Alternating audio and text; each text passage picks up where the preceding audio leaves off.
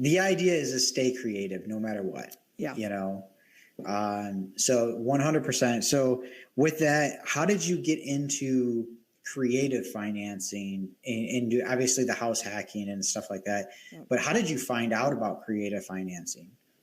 Was it another seminar? Just attending seminars, I always encourage people, like, go to as much as you can, learn as much as you can. It doesn't matter which technique you end up with. They all work. People always ask me, which one should I do? Which one do you want to do? Do you want to be a rehabber, a wholesaler, a lease option person, creative financing? It's just that's kind of what was my niche. And it started with a seminar, and it was actually a seminar on sandwich leases.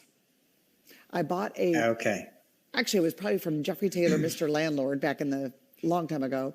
He had this book for like $39 on how to sandwich leases. So if you could find someone who wanted to rent the property for $750 and you knew it would rent for $1,000, you would keep the $250 difference. Yep. But then later, so I started with that, and I had a couple of really good ones. My first one was like $600 a month net in Rochester, and I had that one for years. This guy just won a 900, and I rented it for 1,500, and I didn't know what I was doing, but he didn't want to sell.